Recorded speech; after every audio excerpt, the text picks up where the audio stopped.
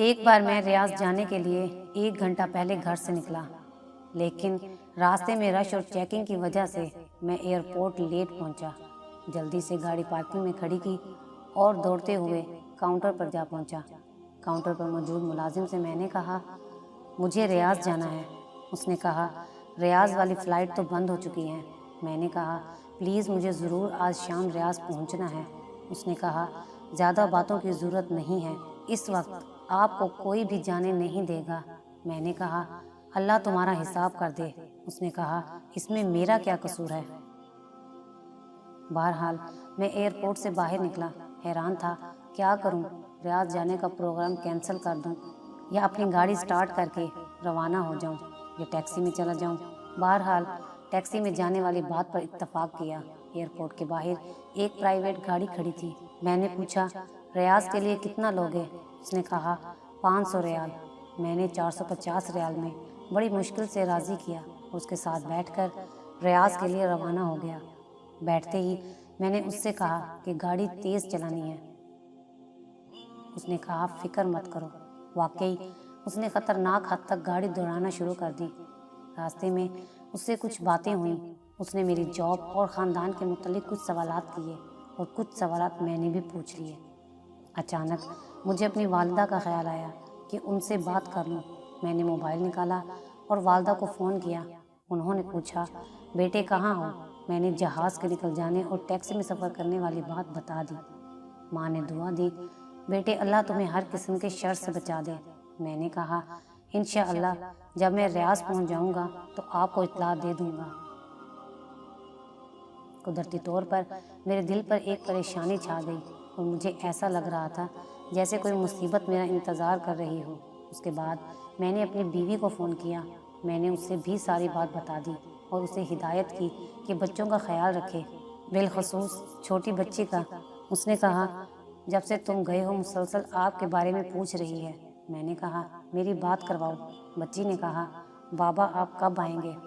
میں نے کہا، ابھی تھوڑی دیر میں آ جاؤں گا۔ کوئی چیز چاہیے؟ وہ بولی، ہاں میرے لیے چاکلیٹ لے آؤ۔ میں ہنسا اور کہا، ٹھیک ہے۔ اس کے بعد میں اپنی سوچوں میں گم ہو گیا کہ اچانک ڈرائیور کے سوال نے مجھے چونکا دیا۔ پوچھا، کیا میں سگریٹ پی سکتا ہوں؟ میں نے کہا، بھائی تم مجھے ایک نیک اور سمجھدار انسان لگ رہے ہو، تم کیوں خود کو اور اپنے مال کو نقصان پہنچا رہے ہو؟ اس نے کہا، میں نے پچھلے رمضان میں بہت کوشش کی کہ سگریٹ چھوڑ دوں، لیکن کامیاب نہ ہو سکا۔ میں نے کہا، اللہ تعالیٰ نے تمہیں بڑی قوت دی ہے، تم سگریٹ چھوڑنے کا معمولی سا کام نہیں کر سکتے۔ بہرحال اس نے کہا، آج کے بعد میں سگریٹ نہیں پیوں گا۔ میں نے کہا، اللہ تعالیٰ آپ کو ثابت قدمی عطا فرمائے۔ مجھے یاد پڑتا ہے کہ اس کے بعد میں نے گاڑی کے دروازے کے ساتھ سر لگایا کہ اچانک گاڑی سے زوردار دھماکہ کی آواز آئی اور پتہ لگا کہ گاڑی کا ایک ٹائر پھٹ گیا ہے۔ میں گھبرایا اور ڈرائیور سے کہا، سپیڈ کم کر دو اور گاڑی کو قابو کرو۔ اس نے گھبراہٹ میں کوئی جواب نہیں دیا۔ گاڑی ایک طرف نکل گئی اور کلا بازیاں کھاتی ہوئی ایک جگہ رک گئی۔ مجھے اس وقت اللہ تعالیٰ نے توفیق دی کہ میں نے زور زور سے کلمہ شہادت پڑھا۔ مجھے سر میں چوٹ لگی تھی اور درد کی شدت سے ایسا محسوس ہو رہا تھا کہ سر پھٹا جا رہا ہے۔ میں جسم کے کسی حصے کو حرکت نہیں دے سکتا تھا۔ میں نے اپنی زندگی میں اتنا درد کبھی نہیں دیکھا تھا۔ میں بات کرنا چاہ رہا تھا لیکن بول نہیں سکتا تھا، جبکہ میری آنکھیں کھلی تھیں، لیکن مجھے کچھ نظر نہیں آ رہا تھا۔ اتنے میں لوگوں کے قدموں کی آوازیں سنی جو ایک دوسرے سے کہہ رہے تھے کہ اسے ہلاؤ نہیں، سر سے خون نکل رہا ہے اور ٹانگیں ٹوٹ چکی ہیں۔ میری تکلیف میں اضافہ ہوتا چلا جا رہا تھا اور سانس لینے میں شدید دشواری محسوس کر رہا تھا۔ مجھے اندازہ ہوا کہ شاید میری موت آ گئی ہے۔ اس وقت مجھے گزری زندگی پر جو ندامت ہوئی، میں اسے الفاظ میں بیان نہیں کر سکتا۔ مجھے پتہ چلا کہ اب مجھے موت سے کوئی نہیں بچا سکتا۔ اس کہانی کے آخر میں بتاؤں گا کہ اس کی کیا حقیقت ہے۔ یہاں پر ہر بھائی بہن تصور کرے کہ جو کچھ ہو رہا ہے میرے ساتھ ہو رہا ہے، کیونکہ عن قریب ہم سب کو اس ملتے جلتے حالات سے سابقہ پیش آنا ہے۔ اس کے بعد لوگوں کی آوازیں آنا بند ہو گئیں۔ میری آنکھوں کے سامنے مکمل تاریکی چھا گئی اور میں ایسا محسوس کر رہا تھا جیسے میرے جسم کو چھریوں سے کاٹا جا رہا ہو۔ اتنے میں مجھے ایک سفید ریش آدمی نظر آیا۔ اس نے مجھے کہا، بیٹے یہ تمہاری زندگی کی آخری گھڑی ہے، میں تمہیں نصیحت کرنا چاہتا ہوں کیونکہ اللہ تعالیٰ نے مجھے تمہارے پاس بھیجا ہے۔ میں نے پوچھا کیا ہے نصیحت؟ اس نے کہا اس آیت کی ترغیب، خدا کی قسم اس میں تمہاری نجات ہے۔ اگر تم اس پر ایمان لائے تو تمہیں اپنے گھر والوں کو لوٹا دوں گا اور تمہاری روح واپس لے آؤں گا۔ جلدی سے بولو، ٹائم ختم ہوا جا رہا ہے۔ مجھے اندازہ ہوا یہ شیطان ہے۔ مجھے اس وقت جتنی بھی تکلیف تھی اور جتنا بھی اذیت سے دوچار تھا، لیکن اس کے باوجود اللہ اور اس کے رسول پر پکا ایمان تھا۔ میں نے اسے کہا جاؤ اللہ کے دشمن، میں نے اسلام کی حالت میں زندگی گزاری ہے اور مسلمان ہو کر مروں گا۔ اس کا رنگ زرد بڑھ گیا۔ بولا تمہاری نجات اسی میں ہے کہ تم یہودی یا نصرانی مر جاؤ، ورنہ میں تمہاری تکلیف بڑھا دوں گا اور تمہاری روح قبض کر دوں گا۔ میں نے کہا موت تمہارے ہاتھ میں نہیں ہے، جو بھی ہو میں اسلام کی حالت میں ہی مروں گا۔ اتنے میں اس نے اوپر دیکھا اور دیکھتے ہی بھاگ نکلا۔ مجھے لگا جیسے کسی نے اسے ڈرایا ہو۔ اچانک میں نے عجیب قسم کے چہروں والے اور بڑے بڑے جسموں والے لوگ دیکھے۔ وہ آسمان کی طرف سے آئے اور کہا السلام علیکم۔ میں نے کہا وعلیکم السلام۔ اس کے بعد وہ خاموش ہو گئے اور ایک لفظ بھی نہیں بولے۔ ان کے پاس کفن تھے۔ مجھے اندازہ ہوا کہ میری زندگی ختم ہو گئی۔ ان میں سے ایک بہت بڑا فرشتہ میری طرف آیا اور کہا اے نیک روح، اللہ کی مغفرت اور اس کی خوشنودی کی طرف نکل آ۔ یہ بات سن کر میری خوشی کا ٹھکانہ نہیں رہا۔ میں نے کہا اللہ کے فرشتے میں حاضر ہوں۔ اس نے میری روح کھینچ لی۔ مجھے اب ایسا محسوس ہو رہا تھا جیسے میں نیند اور حقیقت کے مابین ہوں۔ ایسا لگا کہ مجھے جسم سے آسمان کی طرف اٹھایا جا رہا ہے۔ میں نے نیچے دیکھا تو پتہ چلا کہ لوگ میرے جسم کے ارد گرد کھڑے ہیں اور انہوں نے میرے جسم کو ایک کپڑے سے ڈھانپ دیا۔ ان میں سے کسی نے کہا انا للہ و انا الیہ راجعون۔ میں نے دو فرشتوں کو دیکھا کہ وہ مجھے وصول کر رہے ہیں اور مجھے کفن میں ڈال کر اوپر کی طرف لے جا رہے ہیں۔ میں نے دائیں بائیں دیکھا تو مجھے افق کے علاوہ کچھ نظر نہیں آیا۔ مجھے بلندی سے بلندی کی طرف لے جایا جا رہا تھا۔ ہم بادلوں کو چیرتے چلے گئے جیسے کہ میں ایک جہاز میں بیٹھا ہوں، یہاں تک کہ پوری زمین مجھے ایک گیند کی طرح نظر آ رہی تھی۔ میں نے ان دو فرشتوں سے پوچھا کیا اللہ مجھے جنت میں داخل کرے گا؟ انہوں نے کہا اس کا علم اللہ تعالیٰ کی ذات کو ہے، ہمیں صرف تمہاری روح لینے کی ذمہ داری سونپی گئی ہے اور ہم صرف مسلمانوں پر مامور ہیں۔ ہمارے قریب سے کچھ اور فرشتے گزر گئے جن کے پاس ایک روح تھی اور اس سے ایسی خوشبو آ رہی تھی کہ میں نے اپنی زندگی میں اتنی زبردست خوشبو کبھی نہیں سونگھی تھی۔ میں نے حیرانگی کے عالم میں فرشتوں سے پوچھا کہ یہ کون ہے؟ تو انہوں نے کہا کہ یہ ایک فلسطینی کی روح ہے جسے یہودیوں نے تھوڑی دیر پہلے قتل کیا جبکہ وہ اپنے دین اور وطن کی مدافعت کر رہا تھا۔ اس کا نام عبدالعبد ہے۔ میں نے کہا کاش میں شہید ہو کر مرتا۔ اس کے بعد کچھ اور فرشتے ہمارے قریب سے گزرے۔ ان کے پاس ایک روح تھی جس سے سخت بدبو آ رہی تھی۔ میں نے پوچھا کہ کون ہے؟ انہوں نے کہا یہ بتوں اور گائے کو پوجا کرنے والا ایک ہندو ہے جسے تھوڑی دیر پہلے اللہ تعالیٰ نے اپنے عذاب سے ہلاک کر دیا تھا۔ میں نے شکر کیا کہ شکر ہے میں کم از کم مسلمان مرا ہوں۔ میں نے کہا میں نے آخرت کے سفر کے حوالے سے بہت پڑھا ہے، لیکن یہ جو کچھ ہو رہا ہے میں نے کبھی اس کا تصور نہیں کیا۔ انہوں نے کہا شکر کرو مسلمان مرے ہو، لیکن ابھی تمہارے سامنے سفر بہت لمبا ہے اور بے شمار مراحل ہیں۔ اس کے بعد ہم فرشتوں کے ایک بہت بڑے گروہ کے پاس سے گزرے اور ہم نے انہیں سلام کیا۔ انہوں نے پوچھا یہ کون ہے؟ میرے ساتھ والے دو فرشتوں نے جواب دیا کہ یہ ایک مسلمان ہے، یہ تھوڑی دیر پہلے حادثے کا شکار ہو گیا اور اللہ نے ہمیں اس کی روح قبض کرنے کا حکم دیا۔ انہوں نے کہا مسلمانوں کے لیے بشارت ہے کیونکہ یہ اچھے لوگ ہیں۔ میں نے فرشتوں سے پوچھا یہ کون لوگ ہیں؟ انہوں نے کہا یہ وہ فرشتے ہیں جو آسمان کی حفاظت کرتے ہیں اور یہاں سے شیطانوں پر شہاب پھینکتے رہتے ہیں۔ میں نے کہا یہ تو اللہ تعالیٰ کی بہت عظیم مخلوق ہیں۔ انہوں نے کہا ان سے بھی زیادہ عظیم فرشتے ہیں۔ میں نے پوچھا کون ہیں؟ وہ بولے جبرائیل علیہ السلام اور عرش کو اٹھانے والے فرشتے، اور یہ سب مخلوق ایسی ہے کہ اللہ تعالیٰ کے حکم کی سرتابی نہیں کیا کرتے۔ وہ اللہ کے دیے ہوئے کسی حکم کی نافرمانی نہیں کرتے اور جو حکم دیا جاتا ہے اسے بجا لاتے ہیں۔ اس کے بعد ہم مزید اوپر چڑھتے گئے اور یہاں تک کہ آسمانی دنیا پر پہنچ گئے۔ میں اس وقت ایک خوف اور کرب کے عالم میں تھا کہ نامعلوم آگے کیا ہوگا۔ میں نے آسمان کو بہت بڑا پایا اور اس کے اندر دروازے تھے جو بند تھے، اور ان دروازوں پر فرشتے تھے جن کے جسم بہت بڑے تھے۔ 2 فرشتوں نے کہا السلام علیکم ورحمۃ اللہ، اور ان کے ساتھ میں نے بھی یہی الفاظ دہرائے۔ دوسرے فرشتے نے جواباً کہا وعلیکم السلام ورحمۃ اللہ وبرکاتہ، اور انہوں نے کہا رحمت کے فرشتوں، ضرور یہ مسلمان ہی ہوگا۔ میرے ساتھ والے فرشتے نے کہا ہاں یہ مسلمان ہے۔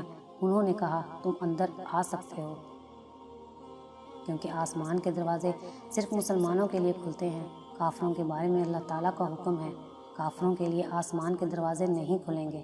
ہم اندر آ گئے تو بہت ساری عجیب چیزیں دیکھیں، پھر ہم آگے بڑھے اور اوپر چڑھنا شروع کیا، یہاں تک کہ دوسرا، تیسرا، چوتھا، پانچواں، چھٹا، بالآخر 7ویں آسمان تک جا پہنچے۔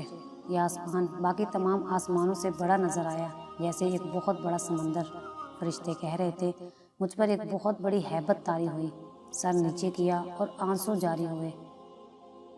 اللہ تعالیٰ نے میرے بارے میں حکم صادر فرمایا کہ میرے اس بندے کا عمل نام علیین میں لکھ دو اور اسے زمین کی طرف واپس لے جاؤ، کیونکہ میں نے انہیں زمین سے پیدا کیا، اسی میں اس کو واپسی ہوگی، اور ایک بار پھر اسی زمین سے انہیں اٹھاؤں گا۔ شدید رعب، ہیبت اور خوشی کے ملے جلے جذبات میں نے کہا پروردگار تو پاک ہے، لیکن ہم نے تیری وہ بندگی نہیں کی جو ہونی چاہیے تھی۔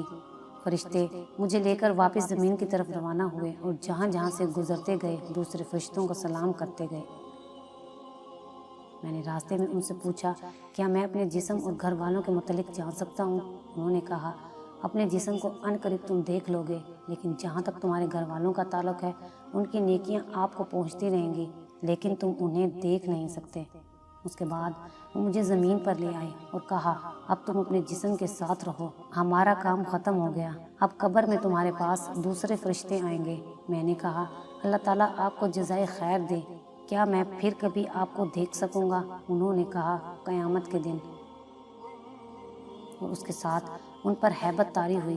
پھر انہوں نے کہا اگر تم اہل جنت میں سے نکلے تو ہم ساتھ ساتھ ہوں گے انشاءاللہ۔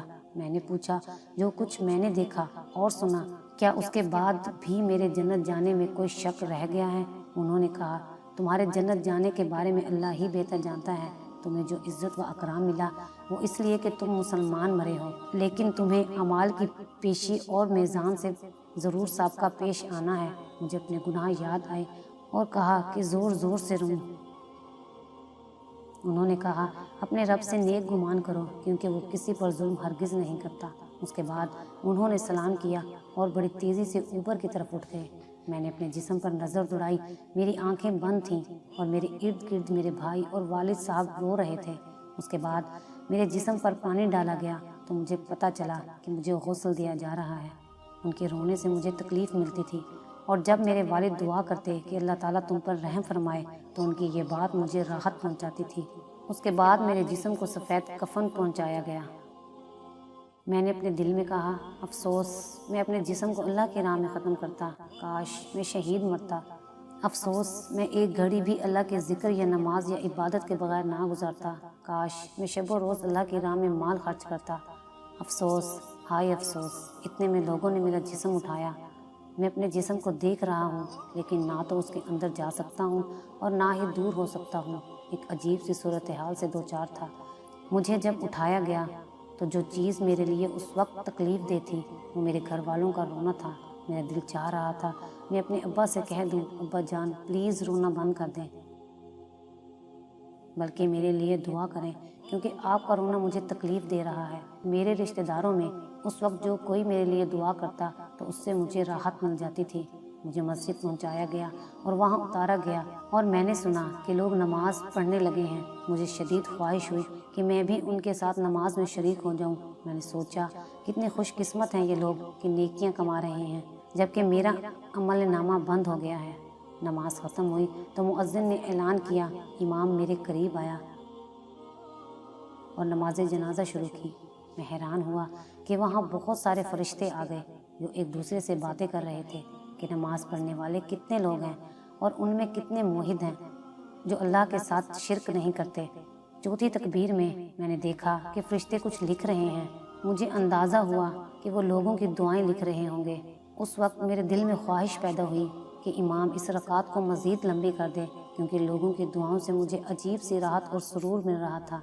نماز ختم ہوئی اور مجھے اٹھا کر قبرستان کی طرف لے گئے۔ راستے میں کچھ لوگ دعائیں مانگ رہے تھے اور کچھ رو رہے تھے، اور میں حیران و پریشان تھا کہ نامعلوم میرے ساتھ کیا ہونے والا ہے۔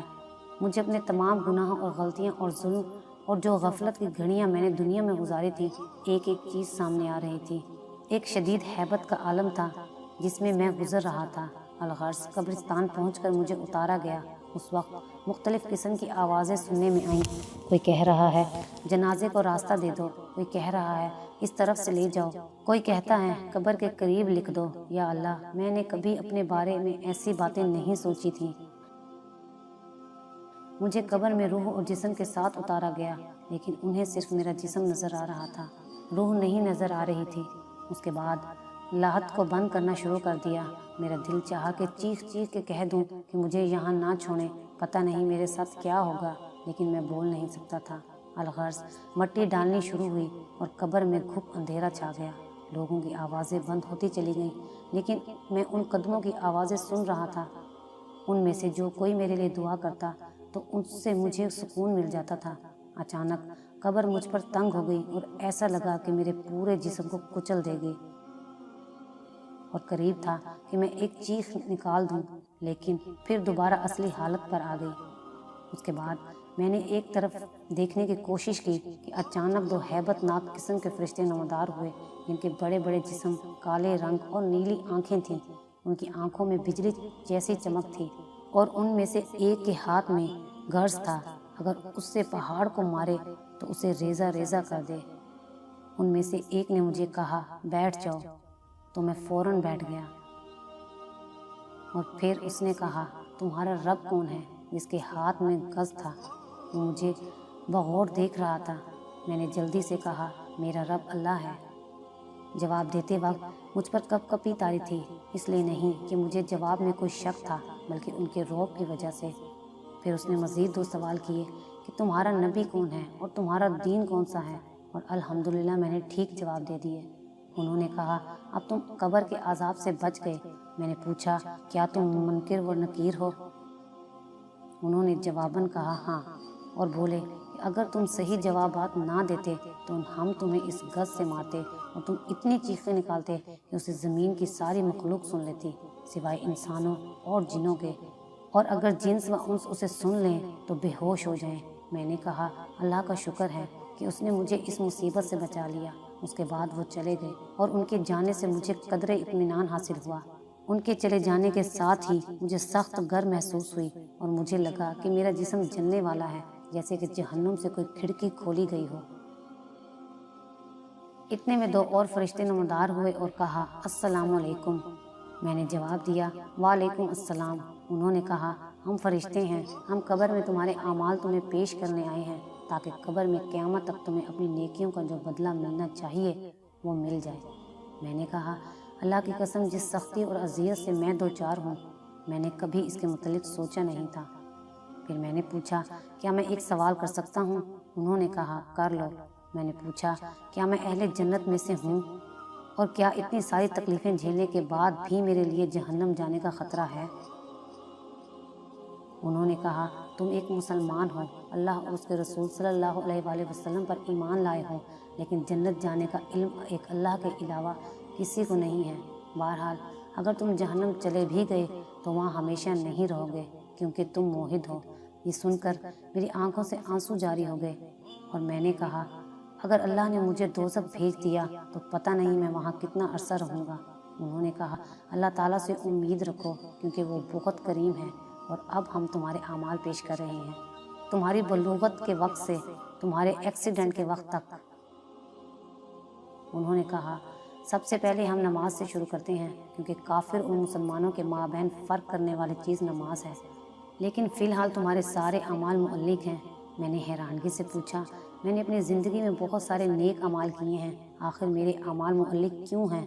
اور اس وقت جو میں اپنے جسم میں دنیا جہان کی گرمی محسوس کر رہا ہوں، اس کی کیا وجہ ہے؟ انہوں نے کہا اس کی وجہ یہ ہے کہ تمہارے اوپر قرضہ ہے جو تم نے مرنے سے پہلے ادا نہیں کیا ہے۔ میں رو پڑا اور میں نے کہا کیسے؟ اور یہ جو میرے اعمال معلق ہیں، کیا اس کی وجہ بھی یہی ہے؟ میرا سوال ابھی پورا نہیں ہوا تھا کہ میری قبر میں اچانک روشنی آ گئی اور ایک ایسی خوشبو پھیل گئی کہ ایسی خوشبو نہ میں نے اپنی زندگی میں کبھی سونگھی اور نہ مرنے کے بعد۔ اس روشنی سے آواز آئی، السلام علیکم۔ میں نے کہا، وعلیکم السلام۔ میں نے پوچھا، تم کون ہو؟ اس نے کہا، میں سورۃ ملک ہوں۔ میں اس لیے آئی ہوں کہ اللہ سے تیرے لیے مدد طلب کروں، کیونکہ تم نے میری حفاظت کی تھی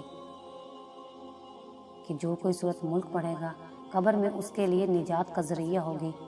میں بہت خوش ہوا۔ میں نے کہا، میں نے بچپن میں تمہیں حفظ کر لیا تھا اور میں ہمیشہ نماز میں اور گھر میں تیری تلاوت کیا کرتا تھا۔ مجھے اس وقت تمہاری اشد ضرورت ہے۔ اس نے کہا، اس لیے تو میں آئی ہوں کہ اللہ تعالیٰ سے دعا کر لوں کہ وہ تمہاری تکلیف کو آسانی میں تبدیل کر دے، لیکن تم سے ایک غلطی ہوئی ہے کہ تم نے لوگوں کے قرضے ادا نہیں کیے ہیں۔ میں نے کہا، نجات کا کوئی طریقہ ہے؟ اس نے کہا، 3 باتوں میں سے کوئی ایک تمہارا مسئلہ حل کر سکتا ہے۔ اس نے کہا، پہلے یہ بتا دو کہ تم نے کوئی کاغذ لکھ کر چھوڑا ہے جسے دیکھ کر تمہارے ورثہ وہ قرضہ ادا کر دیں۔ ورثہ کا نام سن کر میری آنکھوں سے آنسو نکل آئے۔ مجھے تمام گھر والے، امی ابو، بیوی، بہن، بھائی اور بچے یاد آئے۔ پتہ نہیں میرے بعد ان کا کیا حال ہوگا۔ میری چھوٹی بچی جس کے ساتھ میں نے چاکلیٹ کا وعدہ کیا تھا، اب کون اس کے لیے چاکلیٹ لے کر دے گا؟ میری بیوی کو لوگ بیوہ کہیں گے، کون ان کا خیال رکھے گا؟ سورۃ ملک نے پوچھا، لگ رہا ہے تم کوئی چیز یاد کر رہے ہو۔ میں نے کہا، مجھے اپنے اہل و عیال اور بچے یاد آئے کہ میرے بعد ان کا کیا حال ہوگا۔ سورۃ ملک نے کہا، جس نے انہیں پیدا کیا ہے وہی روزی بھی دے گا اور وہی نگہبان بھی ہے۔ سورۃ ملک کی اس بات سے مجھے کافی تسلی حاصل ہوئی۔ اس کے بعد میں نے پوچھا، کیا میں جان سکتا ہوں کہ میرے اوپر ٹوٹل کتنا قرضہ ہے؟ سورۃ ملک نے کہا کہ میں نے فرشتے سے پوچھا تو اس نے بتایا کہ 1700 ریال۔ 1000 آپ کے دوست کے ہیں جس کا نام ابو حسن ہے اور باقی مختلف لوگوں کے ہیں۔ میں نے کہا، مختلف لوگ کون ہیں؟ اس نے کہا، دراصل بلوغت سے لے کر آخری دن تک تم سے کئی بار اس بارے میں کوتاہی ہوئی ہے۔ اس طرح قرض بڑھ گیا ہے۔ مثلا 5 ریال اس دکاندار کے ہیں جس سے آپ نے کوئی چیز خریدی تھی جبکہ آپ کی عمر 15 سال تھی۔ آپ نے اس سے کہا پیسے کل دے دوں گا اور پھر آپ نے نہیں دیے۔ اس طرح لانڈری والے سے آپ نے کپڑے دھلوائے اور اس کی ادائیگی کرنا بھول گئے۔ کرتے کرتے اس نے سارے لوگوں کے نام بتا دیے اور سارے مجھے یاد آئے۔ سورۃ ملک نے کہا کہ لوگوں کے حقوق کو معمولی سمجھنے اور ان سے تساہل برتنے کی وجہ سے بہت سارے لوگوں پر قبر میں عذاب ہوتا ہے۔ کیا تمہیں اپنے رسول صلی اللہ علیہ وآلہ وسلم نے خبر نہیں دی تھی کہ شہید کے اعمال بھی روک لیے جائیں گے جب تک اس کا قرض ادا نہیں ہوا ہو؟ میں نے کہا، نجات کا کوئی طریقہ ہو سکتا ہے؟ اس نے کہا، پہلا حل تو یہ ہے جس کا قرض ہے وہ اپنا قرض معاف کر دے۔ میں نے کہا، ان میں سے اکثر تو ان قرضوں کو بھول گئے ہیں جس طرح میں بھول گیا تھا، اور ان کو میرے مرنے کی خبر بھی نہیں ہوگی۔ اس نے کہا، پھر دوسرا حل یہ ہے کہ تمہارے ورثہ تمہاری طرف سے ادائیگی کر دیں۔ میں نے کہا، ان کو میرے قرضوں کی اور میری تکلیف کی کہاں خبر ہے، جبکہ میں نے کوئی وصیت نامہ بھی نہیں چھوڑا، کیونکہ مجھے موت اچانک آ گئی اور مجھے ان ساری مشکلات کا علم نہیں تھا۔ سورۃ ملک نے کہا کہ ایک اور حل ہو سکتا ہے، لیکن میں تھوڑی دیر بعد تمہیں بتا دوں گی، اور اب میں جاتی ہوں۔ میں نے کہا، خدارا مت جائیے، کیونکہ تمہارے جانے سے تاریکی ہو جائے گی جو میری موجودہ تکلیف میں اضافے کا باعث بنے گی۔ سورۃ ملک نے کہا، میں زیادہ دیر کے لیے نہیں جا رہی بلکہ تمہارے لیے کوئی حل نکالنے کے لیے جا رہی ہوں۔ اس کے بعد سورۃ ملک چلی گئی اور میں گھپ اندھیرے میں اکیلا رہ گیا۔ ہیبت اور تکلیف کے باوجود میں نے کہا، اے اجنبیوں کے مولا اور اے ہر اکیلے کے ساتھی، اس قبر کی تاریکی میں میری مدد کر۔ لیکن فوراً مجھے خیال آیا کہ میں تو دارالحساب میں ہوں، اب دعاؤں کا کیا فائدہ؟ زیادہ دیر نہیں گزری تھی کہ میں نے ایک مانوس آواز سن لی۔ میں نے آواز پہچان لی، یہ میرے والد کی آواز تھی جو کہہ رہے تھے، السلام علیکم۔ میں نے کہا، وعلیکم السلام، لیکن میرا جواب انہیں نہیں پہنچا۔ انہوں نے روتے ہوئے کہا، اے اللہ، میں اس بیٹے سے راضی ہوں، تو بھی اس سے راضی ہو جا۔ میرے والد صاحب جب دعا مانگ رہے تھے تو دعا کے دوران ایک زبردست روشنی میری قبر میں آئی۔ یہ دراصل رحمت کا فرشتہ تھا جو میرے والد کی دعا کو نوٹ کر رہا تھا، اور جب تک میرے والد نہیں گئے تھے میرے ساتھ رہا۔ میرے والد صاحب جب واپس ہوئے تو فرشتے نے کہا کہ تیرے والد کی دعا آسمانوں تک جائے گی اور انشاءاللہ اللہ تعالیٰ اس کو قبول کرے گا، کیونکہ والد کی دعا اپنے بیٹے کے لیے مستجاب ہوتی ہے۔ میں نے تمنا کی کہ کاش میرے والد میری قبر پر زیادہ دیر کے لیے ٹھہرتے اور دعا مزید لمبی کرتے، کیونکہ ان کی دعا کی وجہ سے مجھے کافی آرام ملا۔ میں نے فرشتے سے پوچھا، کیا میں ایک سوال کر سکتا ہوں؟ کیا؟ پوچھو۔ میں نے کہا، جب سے میں مرا ہوں اب تک کتنا عرصہ گزر گیا؟ اس نے کہا، جب سے تمہاری وفات ہوئی آج تیسرا دن ہے اور اس وقت ظہر کا وقت ہے۔ میں نے حیرانگی سے کہا، 3 دن اور اتنے سارے معاملات اور واقعات اور یہ قبر کی تاریکی جبکہ باہر دنیا روشن ہے۔ فرشتے نے کہا، تمہارے سامنے بہت لمبا سفر ہے، اللہ اسے تمہارے لیے آسان کر دے۔ میں اپنے آپ کو قابو نہ کر سکا اور رونے لگا اور ایسا رویا کہ مجھے یاد نہیں پڑتا کہ میں کبھی زندگی میں اتنا رویا ہوں۔ میں نے دل میں سوچا کہ اتنا خطرناک سفر اور دنیا میں میری اس سفر کے لیے غفلت۔ فرشتے نے جاتے وقت بتا دیا کہ قبر میں موجود روشنی تیرے والد کی دعا کی وجہ سے ہے اور یہ اسی طرح رہے گی جب تک اللہ چاہے۔ مجھے پتہ چلا کہ والد کا آنا میرے لیے باعث رحمت ہے۔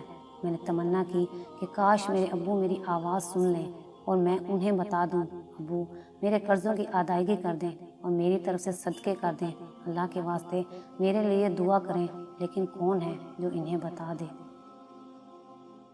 میں نے محسوس کیا کہ بعض اوقات میرے جسم کی گرمی کم ہو جاتی تھی لیکن اچانک پھر سے بڑھ جاتی تھی۔ میں نے اندازہ لگایا کہ اس کا تعلق میرے حق میں لوگوں کی دعائیں ہیں۔ اچانک میری قبر میں پھر وہی روشنی آئی جو اس سے پہلے میں دیکھ چکا تھا، یعنی سورۃ ملک کی۔ سورۃ ملک نے کہا، تمہارے لیے 2 خوشخبریاں ہیں۔ میں نے اشتیاق کے ساتھ فوراً کہا، کیا ہیں؟ تمہارے دوست نے اللہ کی خاطر تمہارا قرضہ معاف کر دیا ہے۔ میں نے اللہ تعالیٰ کا شکر ادا کیا اور مجھے پتہ تھا کہ میری گرمی کم ہو جانے کی وجہ شاید یہی تھی۔ میں نے کہا، دوسری بشارت کیا ہے؟ اس نے کہا، میں نے اللہ سے بہت درخواستیں کی لیکن انسانوں کے حقوق وہ معاف نہیں کرتا۔ البتہ اللہ نے ایک فرشتہ بھیج دیا جو تیرے رشتہ داروں میں سے کسی کو خواب میں آئے گا تاکہ وہ تمہارے قرضوں کے متعلق سمجھ جائے۔ پھر اس نے پوچھا، تمہارے خیال میں کون بہتر ہے، جس کو خواب میں فرشتہ کسی شکل میں آئے اور پھر اس کو سچا سمجھ کر قرضے کی ادائیگی کرے؟ میں نے اپنی امی کے بارے میں سوچا لیکن پھر سوچا کہ اگر اس نے مجھے خواب میں دیکھا تو رونا شروع کر دے گی اور خواب کی تعبیر نہیں سمجھ سکے گی۔ پھر میں نے تمام رشتہ داروں کے متعلق سوچا اور جو بندہ مجھے بہتر لگا وہ میری بیوی تھی، کیونکہ وہ ہمیشہ خوابوں کو اہتمام دیا کرتی تھی۔ میں نے کہا، میری بیوی اگر مجھے خواب میں دیکھ لے تو ہو سکتا ہے وہ اس کی تعبیر سمجھ جائے۔ سورۃ ملک نے کہا، میں متعلقہ فرشتے کو اطلاع دیتی ہوں اور اللہ سے دعا کرتی ہوں کہ وہ آپ کی مشکل کو آسان کر دے۔ اس کے بعد سورۃ ملک چلی گئی اور میری قبر میں بدستور وہ روشنی باقی تھی جو میرے والد کی دعا کی برکت سے آئی تھی، اور میں انتظار کرتا رہا جیسے کہ جیل کے اندر ہوں۔ مجھے ٹائم کا کوئی اندازہ نہیں تھا کیونکہ یہاں گھڑی نہیں تھی، نہ نماز، نہ کھانا پینا، نہ اور کوئی مصروفیات۔ دعائیں مانگنا اور ذکر و اذکار بھی بیکار۔ بعض اوقات لوگوں کے قدموں کی آوازیں سن لیتا تو اندازہ کر لیتا کہ شاید کسی کا جنازہ ہے۔ بعض اوقات لوگوں کے ہنسنے کی آوازیں آ جاتی تھیں تو مجھے تعجب ہوتا تھا کہ ان کو اندازہ نہیں ہے کہ ہم کس صورتحال سے دوچار ہیں۔ کافی وقت گزرنے کے بعد اچانک میرے جسم کی گرمی بڑھنی شروع ہوئی اور میں چیخنے لگا تھا۔ ایسا لگ رہا تھا جیسے میں ایک تندور کے اندر ہوں۔ میرے خوف میں اضافہ ہوتا چلا جا رہا تھا، لیکن پھر اچانک گرمی کم ہونی شروع ہوئی، یہاں تک کہ بالکل غائب ہو گئی۔ سمجھ میں نہیں آ رہا تھا کہ ایسا کیوں ہو جاتا ہے۔ اس کے بعد ایک بار پھر سورۃ ملک کی روشنی آ گئی اور مجھے کہا، تمہیں مبارک ہو۔ میں نے کہا، وہ کیسے؟ اس نے کہا، خوابوں کا فرشتہ تمہاری بیوی کو خواب میں گیا اور تمہاری بیوی نے خواب میں تمہیں ایک سیڑھی پر چڑھتے دیکھا اور دیکھا کہ 7 سیڑھیاں باقی ہیں اور تم پریشان کھڑے ہو کیونکہ آگے نہیں چڑھ سکتے۔ پھر وہ فجر کی نماز سے پہلے اٹھی، تمہاری یاد میں روئی اور صبح ہوتے ہی ایک عورت سے رابطہ کیا جو خوابوں کی تفسیر کرتی ہے اور اسے اپنا خواب سنایا۔ اس عورت نے کہا، اے بیٹی، تمہارے شوہر قبر میں تکلیف میں مبتلا ہے کیونکہ اس پر کسی کا 1700 ریال قرض ہے۔ تیری بیوی نے پوچھا، کس کا قرض ہے اور ہم کیسے ادا کریں؟ اس نے کہا، مجھے نہیں معلوم، اس بارے میں علماء سے معلوم کرو۔ پھر تیری بیوی نے ایک شیخ کی اہلیہ سے رابطہ کیا اور اسے ساری بات بتا دی تاکہ وہ شیخ سے جواب پوچھ لے۔ الغرض شیخ نے کہا کہ میت کی طرف سے صدقہ کر دے، ہو سکتا ہے اللہ تعالیٰ اسے قبول کر کے میت کا عذاب ہٹا دے۔ تیری بیوی کے پاس سونا تھا جس کی قیمت 4000 ریال تھی، اس نے وہ سونا تیرے والد کو دیا اور تیرے والد نے اس کے ساتھ کچھ رقم مزید لگا کر صدقہ کر دیا اور یوں تیرا مسئلہ حل ہو گیا۔ میں نے کہا الحمدللہ، مجھے اس وقت کوئی تکلیف نہیں ہے اور یہ سب کچھ اللہ تعالیٰ کے فضل اور تیرے تعاون سے ہوا۔ سورۃ ملک نے کہا اب اعمال والے فرشتے تمہارے پاس آ جائیں گے۔ میں نے پوچھا کیا اس کے بعد بھی میرے لیے کوئی خطرہ ہے؟ اس نے کہا سفر بہت لمبا ہے، ہو سکتا ہے اس میں کئی سال لگ جائیں، لیکن اس کے لیے تیار رہو۔ کئی سال والے جواب نے میری پریشانی میں اضافہ کر دیا۔ سورۃ ملک نے کہا بہت سارے لوگ صرف اسی وجہ سے قبروں میں عذاب جھیل رہے ہیں کہ وہ بعض باتوں کو معمولی سمجھتے تھے، جبکہ اللہ کے نزدیک وہ معمولی نہیں ہے۔ میں نے کہا مثلاً کون سے اعمال؟ اس نے کہا بہت سارے لوگوں پر قبروں میں اس لیے عذاب ہے کہ وہ پیشاب سے نہیں بچتے تھے اور گندگی کی حالت میں اللہ کے سامنے کھڑے ہوتے تھے۔ اس طرح چغلی، چوری، سود اور مال یتیم کی وجہ سے بہت سارے لوگوں پر عذاب ہو رہا ہے۔ پھر اس نے کہا کہ کچھ لوگوں پر عذاب قبر اس لیے ہیں تاکہ قیامت آنے سے پہلے ان کا کھاتا صاف ہو جائے، اور کچھ لوگوں پر قیامت تک عذاب رہے گا اور پھر جہنم میں داخل کیے جائیں گے۔ میں نے کہا اللہ تعالیٰ کی سزا سے بچنے کے لیے کوئی سبیل ہے؟ سورۃ ملک نے کہا کہ عمل تو تمہارا منقطع ہو چکا ہے، البتہ 3 کام ایسے ہیں جو تمہیں اب بھی فائدہ پہنچا سکتے ہیں۔ میں نے پوچھا وہ کیا ہیں؟ اس نے کہا اہل و عیال کی دعا اور نیک عمل۔ اس کے علاوہ کوئی کام اگر تم نے دنیا میں کیا ہے جو انسانوں کے لیے نفع بخش ہو، مثلا مسجد کی تعمیر، تو اس سے تم مرنے کے بعد بھی مستفید ہوگے۔ اس طرح اگر علم کی نشر و اشاعت میں تم نے حصہ لیا ہو تو وہ اب بھی تمہارے لیے نفع بخش ہے۔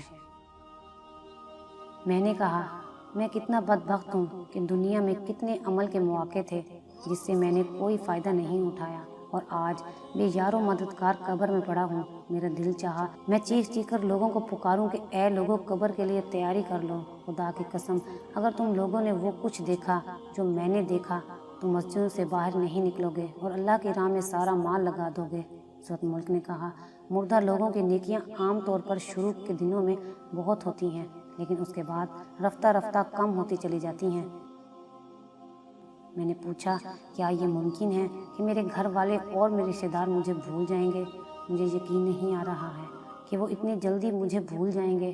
اس نے کہا نہیں، ضرور ایسا ہوگا، بلکہ تم دیکھو گے کہ شروع میں تمہاری قبر پر تمہارے اہل و عیال زیادہ آئیں گے، لیکن جب دن ہفتوں میں، ہفتے مہینوں میں اور مہینے سالوں میں تبدیل ہوں گے تو تمہاری قبر پر آنے والا ایک بندہ بھی نہیں ہوگا۔ مجھے یاد آیا کہ جب ہمارے دادا کا انتقال ہوا تھا تو ہم ہر ہفتے ان کی قبر پر جایا کرتے تھے، پھر ہر مہینے میں ایک بار، اور پھر ہم انہیں بھول گئے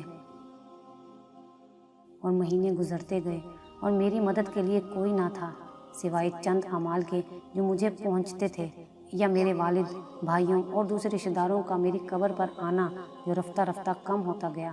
زیادہ تر مجھے اپنی والدہ کی دعا پہنچتی رہی جو وہ تہجد میں میرے لیے کرتی رہیں۔ باخدا وہ دعا میرے لیے طمانینت کا باعث ہوتی تھی۔ نیک اعمال کا آنا کم ہوتا چلا گیا۔ نامعلوم کیا وجہ تھی کہ سورۃ ملک کا آنا بھی بند ہو گیا۔ میری قبر میں پھر اندھیرا چھا گیا۔ مجھے بعض گناہ یاد آئے جو میں نے کیے تھے، ایک ایک دن اور ایک ایک گھڑی یاد آ رہی تھی۔ مجھے اپنے گناہ پہاڑ کے برابر لگ رہے تھے۔ اپنے آپ کو ملامت کر رہا تھا، کتنے گناہ ہیں جو میں نے بڑی دلیری سے کیے تھے، کتنی نمازیں ہیں جو میری فوت ہو گئی ہیں، کتنی فجر کی نمازیں ہیں جو میں نے غفلت کی وجہ سے نہیں پڑھی ہیں۔ یہ سارے گناہ یاد کر کے میں اتنا رویا کہ مجھے ٹائم کا اندازہ نہیں تھا، اس لیے اگر میں کہہ دوں مہینوں رویا ہوگا تو مبالغہ نہیں ہوگا۔ ایک دن اچانک ایسی روشنی آئی جیسے سورج نکل چکا ہو، اور میں نے فرشتوں کی آوازیں سنی کہ وہ ایک دوسرے کو مبارکباد دے رہے ہیں۔ میری سمجھ میں نہیں آ رہا تھا کہ کیا ہو چکا ہے کہ میرے پاس سورۃ ملک آئی اور خوشخبری سنا دی۔ سورۃ ملک نے بتایا کہ رمضان المبارک کا مہینہ شروع ہو گیا اور یہ رحمت اور معافی کا مہینہ ہے، اور اس میں بہت سارے مردے مسلمانوں کی دعاؤں کی برکت سے نجات پا لیتے ہیں۔ میں بہت خوش ہوا۔ اللہ تعالیٰ انسانوں پر کتنا مہربان ہے لیکن انسان ہے کہ گمراہی پر تلا ہوا ہے۔ سورۃ ملک نے بتایا کہ اللہ تعالیٰ کسی کو آگ میں نہیں ڈالنا چاہتا، لیکن یہ انسانوں کی اپنی حماقت ہوتی ہے، وہ ایسے گناہ کر جاتے ہیں جو ان کی سزا کا موجب ہوتے ہیں۔ پھر اس نے کہا کہ اب تھوڑی دیر بعد مسلمان نماز پڑھیں گے اور تم ان کی آوازیں سنو گے۔ سورۃ ملک چلی گئی اور میری قبر میں بدستور روشنی تھی اور میں نے پہلی بار مسجد سے آنے والی آواز سن لی۔ اپنی زندگی کو یاد کیا اور تراویح کو یاد کیا تو بہت رویا۔ میں نے سنا کہ لوگ نماز پڑھ رہے ہیں اور پھر میں نے امام کی دعا سن لی کہ وہ پڑھ رہا تھا۔ اس دعا سے مجھے بہت سکون ملا اور میں نے تمنا کی کہ امام دعا کو طول دے دے، اور میں نے محسوس کیا کہ وہ دعا سیدھی قبول ہو رہی ہے، کیونکہ مجھے اس سے کافی خوشی اور راحت مل رہی تھی۔ میں روتا جا رہا تھا اور ساتھ ساتھ آمین پڑھتا جا رہا تھا۔ اس طرح رمضان کا سارا مہینہ بہت سکون اور راحت سے گزرا۔ اور پھر ایک دن میری قبر میں انسان کی شکل میں ایک آدمی آیا جس سے بہت تیز خوشبو آ رہی تھی۔ میں حیران ہوا کیونکہ مرنے کے بعد یہ پہلا انسان تھا جو میں دیکھ رہا تھا۔ اس نے مجھے سلام کیا اور جواب میں نے وعلیکم السلام کہا۔ اس نے کہا میں تمہیں بشارت دیتا ہوں کہ اللہ تعالیٰ نے تمہارے گناہ معاف کیے ہیں۔ میں نے کہا اللہ آپ کو جزائے خیر دے، آپ کون ہیں؟ میں پہلی دفعہ قبر میں انسان کی شکل دیکھ رہا ہوں۔ اس نے کہا میں انسان نہیں ہوں۔ میں نے پوچھا تو کیا آپ فرشتے ہیں؟ بولا نہیں، میں دراصل تمہارا نیک عمل ہوں۔ تمہاری نمازیں، تمہارے روزے، حج، انفاق فی سبیل اللہ اور صلہ رحمی وغیرہ وغیرہ کو اللہ تعالیٰ نے اس شکل میں تمہارے پاس بھیجا ہے۔ میں بہت خوش ہوا اور اللہ کا شکر ادا کیا۔ میں نے پوچھا تم اتنے لیٹ کیوں آئے؟ اس نے کہا تمہارے گناہ اور تمہارے قرضے میری راہ میں رکاوٹ تھے، اور جب اللہ تعالیٰ نے معافی کا اعلان کر دیا تو میرے لیے راستہ کھل گیا۔ میں نے پوچھا تو کیا اس معافی کے بدلے میں اللہ تعالیٰ مجھے جنت دے گا؟ اس نے کہا یہ بات اللہ تعالیٰ کے علاوہ کوئی نہیں جانتا۔ پھر اس نے کہا قیامت کے دن میزان سے تمہاری جنت اور دوزخ جانے کا پتہ چلے گا۔ اس کے بعد عمل صالحہ نے کہا کہ تمہارے کچھ نیک اعمال بالکل زندگی کی آخری گھڑیوں میں کام آ گئے۔ میں نے پوچھا وہ کیا ہیں؟ اس نے کہا اگر تمہیں یاد ہو تو مرتے وقت اللہ تعالیٰ نے تمہیں توفیق دی اور تم نے کلمہ پڑھا۔ تمہیں اندازہ نہیں ہے کہ فرشتوں کو کتنی خوشی ہوئی کہ تمہاری زندگی کا خاتمہ توحید پر ہوا، جبکہ شیطان تمہیں نصرانیت اور یہودیت کی تلقین کر رہا تھا۔ اس وقت تمہارے ارد گرد دو قسم کے فرشتے موجود تھے، ایک وہ جو مسلمانوں کی روحیں قبض کرتے ہیں اور کچھ وہ جو کافروں کی روحیں قبض کرتے ہیں۔ جب تم نے کلمہ پڑھا تو وہ فرشتے چلے گئے جو کافروں کی روحیں قبض کرتے ہیں، اور پھر انہوں نے تمہاری روح قبض کر لی۔ میں نے پوچھا اس کے علاوہ کوئی بھی نیکی ہے؟ اس نے کہا ہاں، جب تم نے ڈرائیور کو سگریٹ چھوڑنے کی نصیحت کی تو آج جو خوشبو تم سونگھ رہے ہو اس نصیحت کی بدولت ہے۔ اس کے علاوہ اپنی والدہ کو تمہاری کال اور اس کے ساتھ جو بھی تم نے باتیں کی، اللہ تعالیٰ نے ہر بات کے بدلے تمہارے لیے نیکیاں لکھ دیں۔ مجھے یاد آیا جو باتیں میں نے والدہ سے کی تھیں، مجھے پتہ ہوتا تو میں ان باتوں میں گھنٹہ لگا دیتا۔ پھر عمل صالحہ نے بتایا کہ زندگی کے آخری وقت میں ایک گناہ بھی تمہارے کھاتے میں لکھا گیا۔ میں حیران ہوا اور پوچھا وہ کیسے؟ عمل صالحہ بولا تم نے بچی سے کہا میں تھوڑی دیر میں آ جاؤں گا، اس طرح تم نے اسے جھوٹ بول دیا، کاش مرنے سے پہلے تم توبہ کر لیتے۔ میں رویا۔ میں نے کہا اللہ کی قسم میرا ارادہ جھوٹ کا نہیں تھا، بلکہ میرا خیال یہ تھا کہ اس طرح وہ میرے آنے تک صبر کر لے گی۔ اس نے کہا جو بھی ہو، آدمی کو سچ بولنا چاہیے، کیونکہ اللہ تعالیٰ سچے لوگوں کو پسند کرتا ہے اور جھوٹ بولنے والوں کو ناپسند کرتا ہے، لیکن لوگ اس میں بہت تساہل اور غفلت کا مظاہرہ کرتے ہیں۔ پھر اس نے کہا تمہاری وہ بات بھی گناہ کے کھاتے میں لکھ دی گئی ہے جو تم نے ایئرپورٹ میں کاؤنٹر پر بیٹھے ہوئے شخص سے کہہ دی کہ اللہ تمہارا حساب کر دے۔ اس طرح تم نے ایک مسلمان کا دل دکھا دیا۔ میں حیران ہو گیا کہ اتنی معمولی باتیں بھی ثواب اور گناہ کا باعث بنتی ہیں۔ عمل صالح نے مزید بتایا کہ یہ انسانوں پر اللہ تعالیٰ کا بہت بڑا احسان ہے کہ جب وہ ایک نیکی کریں تو اللہ تعالیٰ اسے 10 گنا بلکہ 700 گنا بڑھا دیتا ہے، اور بہترین عمل وہ ہیں جو اللہ تعالیٰ کو زیادہ محبوب ہیں۔ میں نے کہا 5 وقتہ نماز کے بارے میں کیا خیال ہے؟ عمل صالح نے کہا کہ نماز، زکوٰۃ، صیام، حج وغیرہ تو فرائض ہیں، میں ان کے علاوہ بھی تمہیں ایسے اعمال بتا دوں گا جو اللہ تعالیٰ کو بہت محبوب ہیں۔ میں نے کہا وہ کیا ہیں؟ بولا تمہاری عمر جب 20 سال تھی تم عمرے کے لیے رمضان کے مہینے میں گئے تھے، تم نے وہاں 100 ریال کی افطاری خرید کر لوگوں میں بانٹ دی، اس کا بہت اجر تم نے کمایا ہے۔ اس طرح ایک بار بوڑھی عورت کو کھانا کھلایا تھا، وہ بوڑھی ایک نیک عورت تھی، اس نے تمہیں جو دعائیں دی اس کے بدلے اللہ تعالیٰ نے تمہیں بہت نیکیاں اور اجر دیا ہے۔ میں تمہیں ایک اور بات بتا دوں، ایک بار تم مدینہ جا رہے تھے کہ راستے میں تمہیں ایک آدمی کھڑا ملا جس کی گاڑی خراب ہوئی تھی، تم نے اس کی جو مدد کی، اللہ تعالیٰ کو تمہاری وہ مدد بہت پسند آئی اور تمہیں اس کا بہت بڑا اجر ملا ہے۔ اس کے بعد میری قبر کھل گئی اور اس میں بہت زیادہ روشنی آ گئی اور فرشتوں کے گروہ در گروہ آتے ہوئے نظر آئے۔ عمل صالح نے بشارت دی کہ آج لیلۃ القدر ہے۔ روز و شب کے میلے میں غفلتوں کے مارے لوگ شاید یہی سمجھتے ہیں ہم نے جس کو دفنایا تھا بس اسی کو مرنا تھا۔